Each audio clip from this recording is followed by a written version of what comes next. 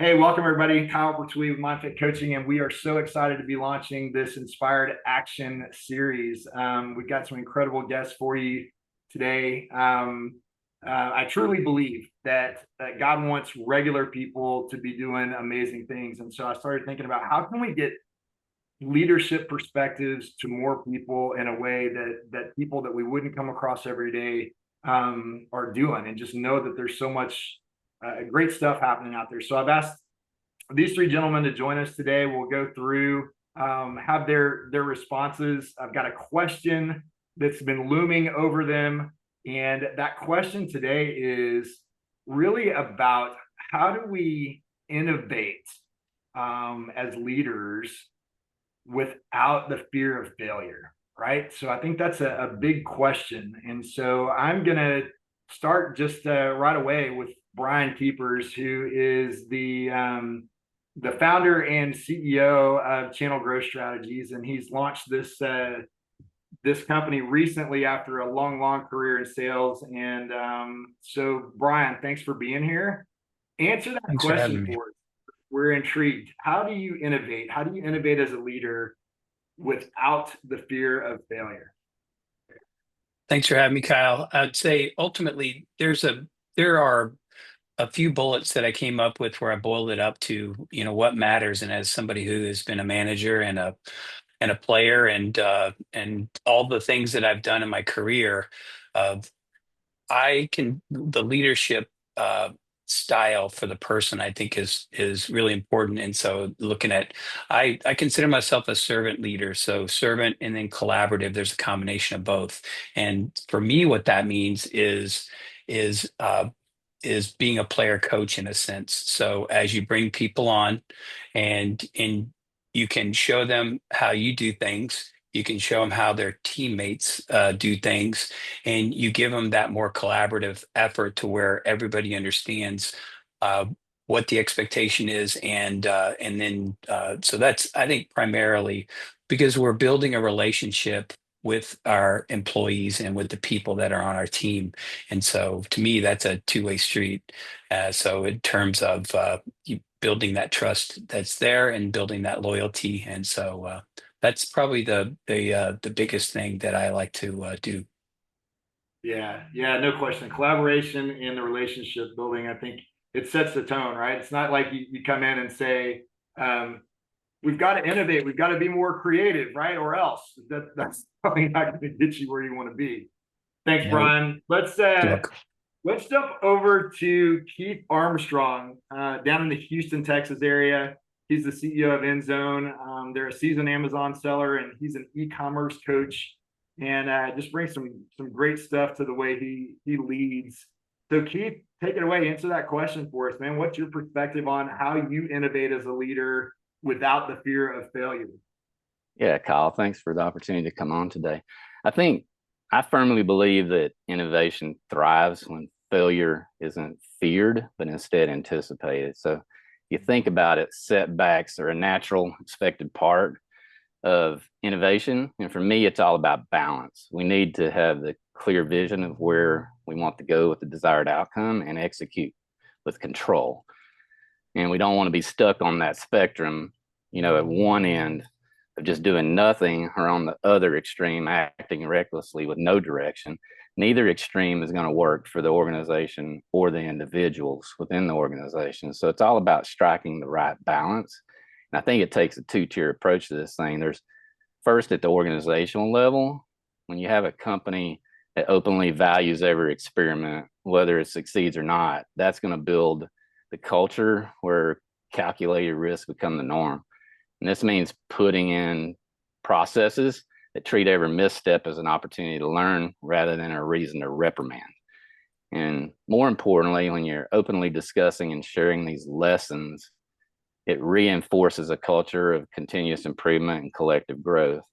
Secondly, on the personal level, each one of us, every leader, every team member must internalize that mindset, because it's about believing that failure isn't a personal flaw, but a vital and formative part of our creative journeys. And when we adopt this perspective, we've empowered ourselves to innovate boldly while staying aligned with the strategic goals of the organization. So you think about it, we're not taught failure is okay, right? Remember learning how to ride the bike. We're more focused on not falling, right? Than learning that each tumble is a chance to just figure out the balance. And these early lessons actually shape our approach to risk and innovation as we carry it forward into adulthood. So I think if you combine the organizational supportive stance with an individual's proactive approach to the failure, we can create that ecosystem where bold ideas are pursued with precision and purpose, and we start to overcome those early learnings, because it's actually a muscle. If you don't practice it and develop it, you have a struggle with failure your whole life. And that's how we can drive breakthrough innovations that are both creative and strategically sound, and that we actually don't fear. Yeah, I love what you said at kind of at the top when you started with where failure is expected, right? Anticipated, I think was the word you used. Yeah, yes. I love that. Thanks, Keith. Yep. All right, last but not least, Justin OWEN, President, CEO of the Beacon Center of Tennessee. That is Tennessee's oldest and most influential nonpartisan think tank, doing some great work up there in the political world. Justin, thanks for being here. The question again for you is, how do you innovate as a leader without the fear of failure? Yeah, thanks, Kyle, for having me on. I always love working with you. For us, we're in the business of changing lives through public policy. So we really don't have a choice but to innovate, because the bulk of what we do is disrupt the status quo, and that can be very difficult. So we have to walk that walk as an organization. Otherwise, we're not going to be as influential as we can be in making that change. And so for us, it's all about making it part of our culture. One of our 5 core values says we are scrappy, entrepreneurial, and innovative. And I have to lead by example from the top, make sure that I'm not punishing risk taking. You can't just say that we take risks and that we're innovative and we're going to accept failure, but we can't punish it when it does happen. When somebody fails or comes up short after trying to be innovative, you can't pull that rein or pull that rug out from under them and essentially contradict that culture that you're trying to create. So you have to be very disciplined and very consistent about that. And then you just really have to reward team members for taking risks, for coming up with new ideas, and for themselves challenging the status quo. You have to encourage it and make space for it. I found that one of the biggest impediments to innovation and entrepreneurship is just simply time. People become unintentionally task rabbits doing the thing that needs to be done, rather than questioning, why are we doing it this way, or why are we doing it at all? And so I often talk to my team about saying no and freeing up the space in their calendars to literally just sit and think about why we're doing things a certain way. Is there a better way to do it, so that we are iterating and trying new things and not becoming stale? Yeah, I love that. I love the task rabbit piece of it too, because it's so true, right? Great. So guys, let me throw this question out to you, and let's just kind of bounce this one around for a couple of minutes. We have some time. What role does recognition play in celebrating these attempts to innovate, right? Regardless of outcome, right? So when we talk about, we want to celebrate this risk and these attempts, and it's not like we're saying, as leaders, we need to run around and say, Keith, way to go, man, you failed again. Bryan, excellent work. We're over budget and behind, we missed the deadline. That's fantastic. What do we do to learn from this? So help me understand. Bryan, I'll start with you again. How does recognition play in celebrating those attempts to innovate? What do you think? Well, I think initially, talking about how you need to give your people that encouragement and feel like that it's okay to take risks. So as we look at that piece, if it's a win or a loss, I think the reflection side of it. And as a salesperson, I'm used to rejection. And for teammates, you want to make sure that you're encouraging them. So from that, often I use a joke as, kind of take the tension out of the room a bit. And so I'll use that kind of tenor to kind of take it down a little bit, and then have some reflection on it, and then encouragement to follow it up. So I'd say making sure that they feel like that they're in a position to where they can take risks, and then if it's a failure or a success, celebrating that by talking about it, reflecting on it, and then making adjustments. Nice. Keith, what would you add to that? One of the things that was early in my career in the high voltage electrical industry, one of the things that we always did is we encouraged people to, once you've talked to them and you know they're actually comfortable with the fact that there was a setback or a failure, if you want to call it that, and that they understand it, and you talk through it with them, and you actually find the learnings that not only the organization can take out of it, but the individual can take out of it, and then you encourage them to go and share that with others. It's a way of recognition that the organization isn't trying to cover this up, or they're not trying to hide something that went on. They're actually sharing the learnings from it, and they're letting that person participate. So they also, once again, challenge that muscle to actually get in front of somebody, do something that they're uncomfortable with, while at the same time realizing it could very much help somebody else not make the same mistake, or to have a different idea that will improve the whole process. Yeah, I love that. Justin, what would you add?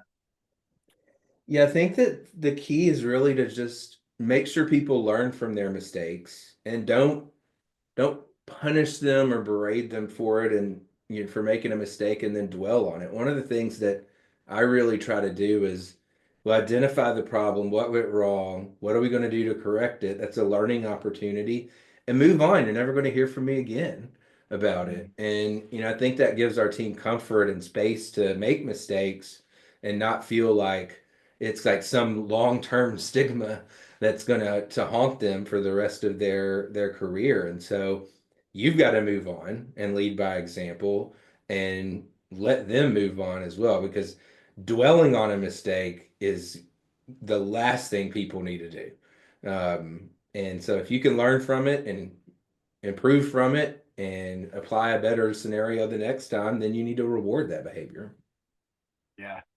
Yeah. I mean, I think that, obviously we've been talking about how important establishing that type of culture where it's expected and anticipated, so that when those things happen, we can address it early and often. And there's that expectation too. So things don't get pushed under the rug, or, well, let's talk about it next week. And then somebody's on vacation, and then it starts to just kind of fester. Right. And then it becomes a bigger deal because people are worried. Oh, Justin never said anything about it, and I wonder what Brian thinks. And yeah, so I agree with all of that. Awesome. Well, hey, man, I think so much gold right there in what all three of you said, and kind of alluding to things around experimentation, right? You think about the scientific approach of, we don't know exactly what we're creating, but it's okay. And if this doesn't work, we try again. If Edison had stopped, we'd all be sitting in the dark. So I think when you think about things like psychological safety, experimentation, establishing a learning culture where it's open and can flow, and it's okay to challenge things. Somebody was talking about the setbacks, right? We try to teach in team performance. It's about the setback, feedback, comeback loop. And how do we just, expect as humans that's going to happen? I love the mention of celebrating the failure, celebrate the smart risk, analyze what worked, what didn't. And then I think most of you alluded to the fact that leading by example is so important. And I think there is a lot of information that goes out, especially in this digital world and the way we communicate at lightning speed. And there's not a whole lot of confirmation. And that's what people want to see. You can talk to me about culture. You can talk to me about how I can innovate safely without the fear of being reprimanded, but confirm it for me. Show me how that's happening. Show me how that core value is lived. And when I talk to people and I'm new on a team, they can say, oh yeah, dude, we do this all the time. This is expected. So just get used to it. So, man, I appreciate you guys coming on. I think that was some great insight from each of you. We're going to call it time, but thanks again. Hope you guys enjoyed this episode, and we will see you again soon. Thanks. Well, that's a wrap for another edition of Inspired Action, the Leadership Forecast. We're so grateful for our guests today and the impact they're making in their businesses, their personal lives, communities. Be sure to hop over to our YouTube channel to watch the full version of this episode, and be sure to like, comment, connect with, and follow me and each of our guests. You can find all of our links in the caption. Thanks for watching, and be sure to tune in every Thursday at noon Central, 1 Eastern for all new episodes.